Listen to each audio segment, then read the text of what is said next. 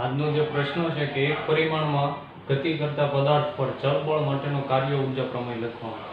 એટલે કે કોઈ ગતિ આપણે એવી લેવાની છે જે એક પરિમાણમાં થતી હોય અને એ પદાર્થ પર ચલ બળ કેવું લેવાનું છે જે ચલ હોય, એટલે કે સમયની સાથે સતત બદલાતું હોય. એ માટેનો આપણે કાર્ય ઊર્જા પ્રમેય આગળ પણ મેળવ્યો છે કે થતું કાર્ય એ એટલે કે W is equal to del કે, એટલે કે ગતિ ઊર્જામાં થતા ફેરફાર જેટલું હોય છે. કાર્ય ઊર્જા પ્રમેય છે એ આપણે ચલ બળ માટે એક પરિમાણમાં ગતિ કરતા પદાર્થ માટે મેળવવાનું. તો પહેલા તો ધારી લઈએ કે ધારો કે કોઈ પદાર્થ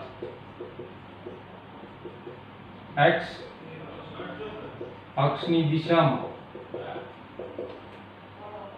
ગતિ કરે છે, જેનું દળ m જેટલું છે, જ્યારે વેગ v જેટલો છે. તો તેની ગતિ ઊર્જા આપણે જો એની ગતિ ઊર્જા વ્યાખ્યાયિત કરવી તો ગતિ ઊર્જા k = 1/2 mv² જેટલી એ આપણે આગળ જોઈશું.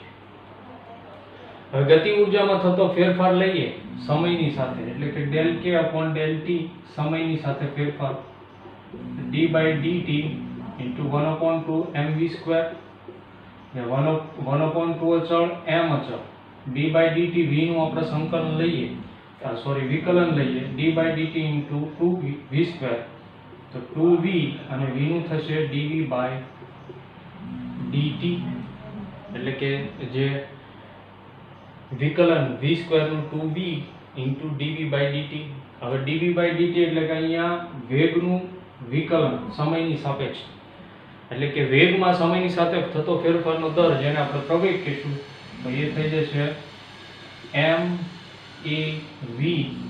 અને આપણે એ પણ જાણીએ છીએ કે ન્યૂટનના ગતિના બીજા નિયમ મુજબ F = ma, તો ત્યાં મૂકીશું આપણે F * v, એટલે કે del k/del t.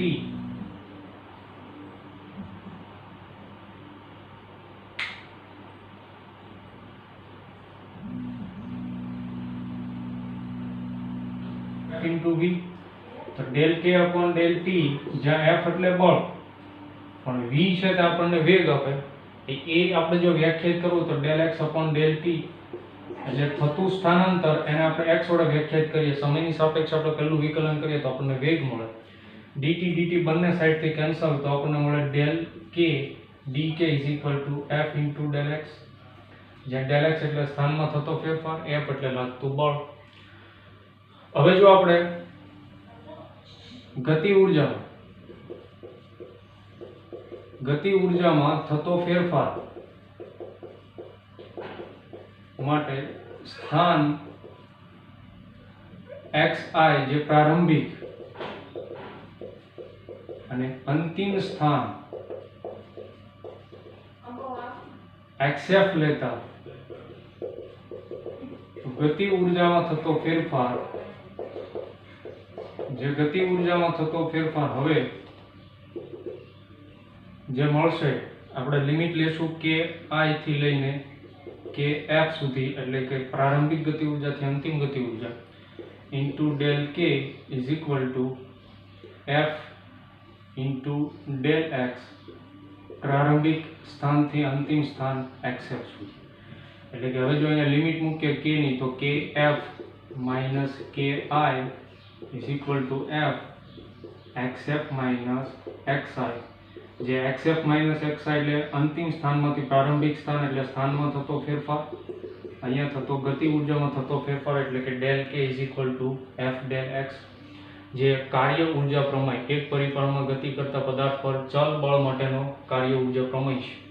del k = f * del x. ફરીવાર કે માનો કે કોઈ એક પરિમાણમાં લેતા હોય તો x અક્ષની દિશામાં ગતિ કરે છે એવું લઈએ કે જેનું દળ આપણે પદાર્થનું m લઈએ, જ્યારે વેગ એનો v જેટલો લઈએ, તો આપણે ગતિ ઊર્જાની વ્યાખ્યા પ્રમાણે k = 1/2 mv². તો હવે આપણે સમયની સાપેક્ષે બંને બાજુ વિકલન લઈએ તો del k/del t = del/del t 1/2 mv², એટલે આપણને જે મળશે f * v. del k/del t = f, વેગને વ્યાખ્યાયિત કરો તો del x/del t, સ્થાનાંતરનું સમયની સાપેક્ષે પ્રથમ વિકલન લઈએ તો આપણને del k = f del x મળે.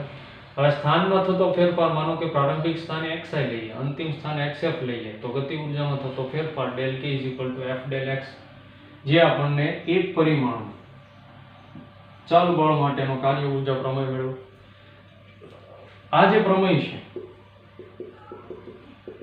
એ ન્યૂટનના ગતિના બીજા નિયમનું સંચિત સ્વરૂપ છે. કેવી રીતના સંચિત? કેમ? કારણ કે અહીંયા જો F = ma લીધું છે, એ ન્યૂટનના ગતિનો બીજો નિયમ F = ma, એટલે એ જ. અને બીજું કે જો વાત કરીએ કે જ્યારે del k = આપણે 0 લઈએ, અગત્યની બાબત જો આપણે કાર્ય ઊર્જા પ્રમેયની જોઈએ તો del k = 0 એટલે ગતિ ઊર્જામાં થતો ફેરફાર શૂન્ય હોય તો થતું માનો કે અહીંયા del k આપણે 0 લઈએ તો થતું કાર્ય પણ શૂન્ય થાય.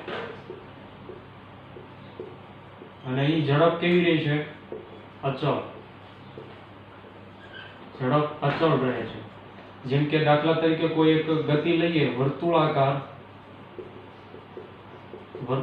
ગતિ, એટલે કોઈ વર્તુળાકાર માર્ગે, જેમ કે આ વર્તુળાકાર માર્ગ છે, અહીંયાથી આપણે પ્રારંભિક બિંદુ લઈએ, અહીંયાથી ગતિની શરૂઆત કરીએ, આવી રીતના સતત આપણે જો ગતિ કરતા રહીએ તો અહીંયા ગતિ ઊર્જામાં થતો ફેરફાર જો આપણે 0 લઈએ તો કાર્ય પણ શૂન્ય થાય.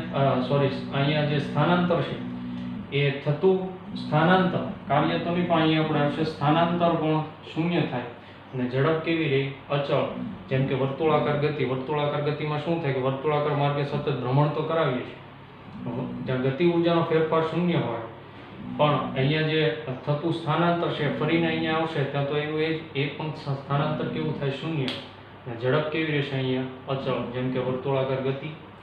બીજું જો આપણે લઈએ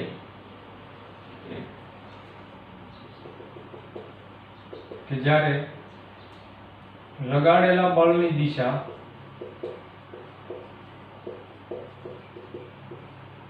એ થતા સ્થાનાંતરની દિશામાં હોય તો તે પરિસ્થિતિમાં કોઈ પણ પદાર્થ પર કાર્ય થાય છે તેમ કહી શકાય.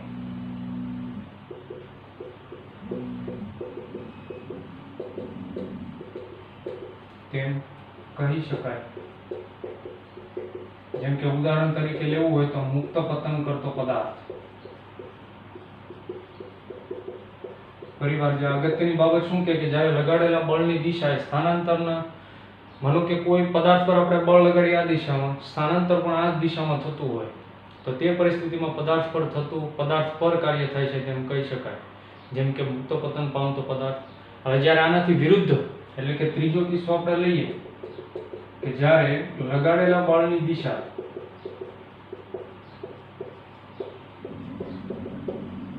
એ થતા સ્થાનાંતરથી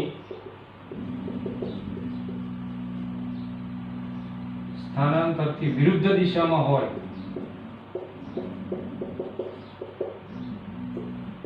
તો તે પરિસ્થિતિમાં પદાર્થ વડે કાર્ય થાય છે.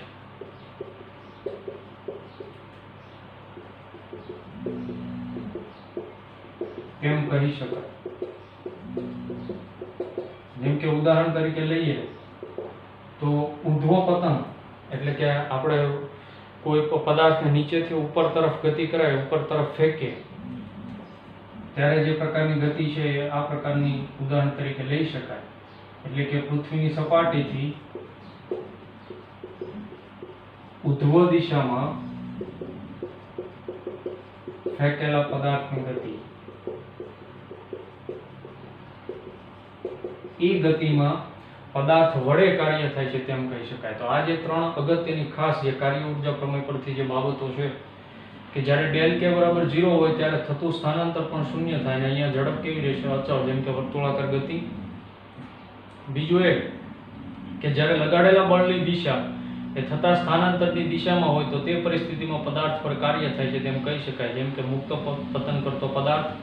અને જ્યારે લગાડેલા બળની દિશા એ સ્થાનાંતરથી વિરુદ્ધ દિશામાં હોય તો તે પરિસ્થિતિમાં પદાર્થ વડે કાર્ય થાય છે એમ કહી શકાય. જેમ કે પૃથ્વીની સપાટીથી ઉધ્વ દિશામાં જે ફેંકેલો પદાર્થની ગતિ છે એ. તો આ વાત આપણે કરી. એક પરિમાણમાં ગતિ કરતા પદાર્થ પર ચલ બળ માટેનો જે કાર્ય ઉર્જા પ્રમેય હતો તે, અને એ કાર્ય ઉર્જા પ્રમેયની જે અગત્યની 3 બાબતો હતી તે. હવે જે આપણો પ્રશ્ન છે કે સ્થિતિ ઉર્જા એટલે શું અને ગુરુત્વીય સ્થિતિ ઉર્જા આપણે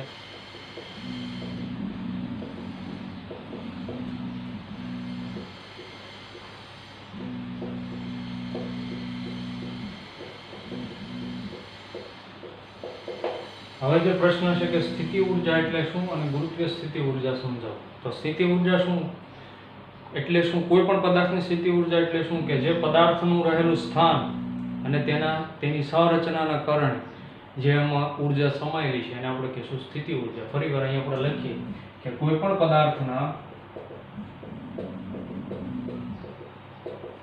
સ્થાન અને તેની સંરચનાના કારણે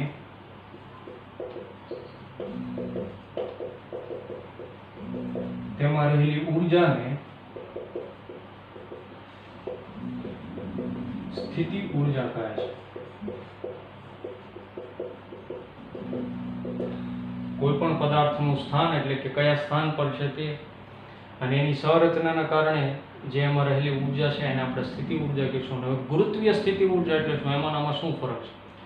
ગુરુત્વીય સ્થિતિ ઉર્જા એટલે કે માનો કે કોઈ પણ પદાર્થનું વજન એટલે કે દળ અને ગુરુત્વ પ્રવેગ જે g છે એ બંનેનો ગુણાકાર mg એટલે કે વજન, અને એ પદાર્થ કોઈ પણ પદાર્થનું વજન અને એ પદાર્થ જે પૃથ્વીની સપાટીથી જે ઊંચાઈ પર રહેલો છે ઊંચાઈના ગુણાકારને ગુરુત્વીય સ્થિતિ ઉર્જા કહીશું. ફરીવાર આપણે જો લખીએ કે કોઈ પણ પદાર્થના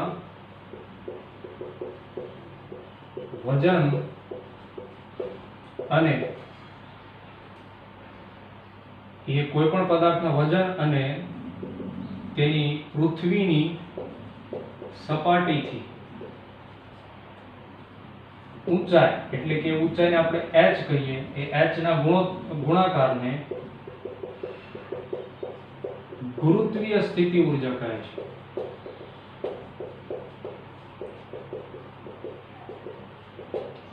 જેમ કે આપણે વાત કરીએ કે ગુરુત્વીય સ્થિતિ ઉર્જાને માનો કે આપણે VH વડે કહીએ, h ઊંચાઈ પર માનો કે વજન છે તે mg જેટલું છે, h ઊંચાઈ પર તો h વડે ગુણીએ તો એ થઈ જાય mgh.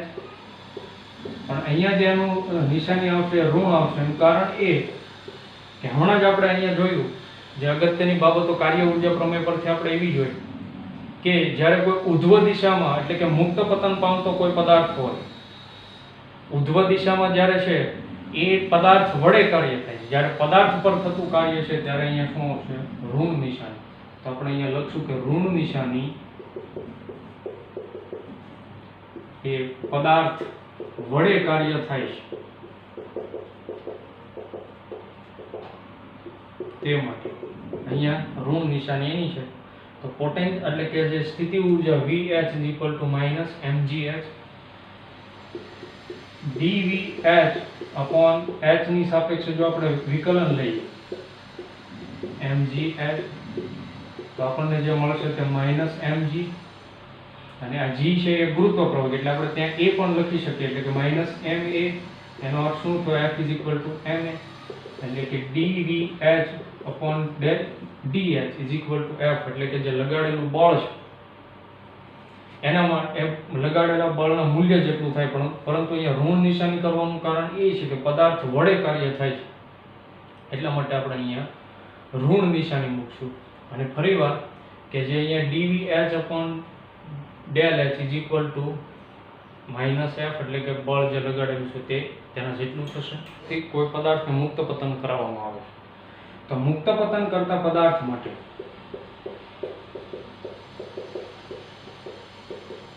જે પ્રારંભિક વેગ u છે તે 0 થશે. તો આપણે જે અચળ પ્રવેગી ગતિનું જે સમીકરણ છે v² - u² 2gh, તો v² આવશે, u તો 0 એટલે કે v² 2gh. હવે આપણે બંને બાજુ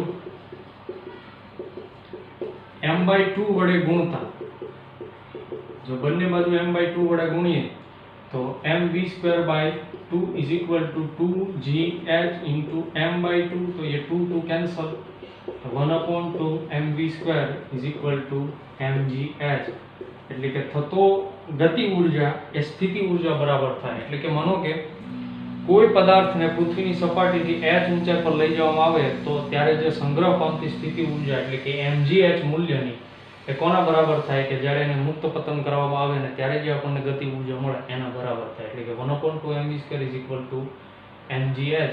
અને બીજી જો વાત કરીએ કે અહીંયા જે આ સ્થિતિ ઊર્જા છે એના જો આપણે એકમની વાત કરીએ તો એકમ જે છે તે જૂલ છે ઊર્જા, તો m1 L2 T - 2.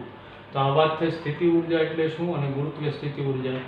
ખાસ આ જે પોઈન્ટ સમજવાનો છે કે ગુરુત્વીય સ્થિતિ ઊર્જામાં જ્યારે કોઈ પદાર્થને પૃથ્વીની સપાટીથી h ઊંચાઈ સુધી લઈ જવામાં આવે ત્યારે એમાં સંગ્રહ પામતી સ્થિતિ ઊર્જા એટલે કે mgh એ કોના જેટલી હોય છે કે એમાંથી જેને આપણે મુક્ત પતન કરાવીએ અને જે મળતી ગતિ ઊર્જા 1/2 mv² જેટલી. તો આ વાત થઈ સ્થિતિ ઊર્જા એટલે શું અને ગુરુત્વીય સ્થિતિ ઊર્જા.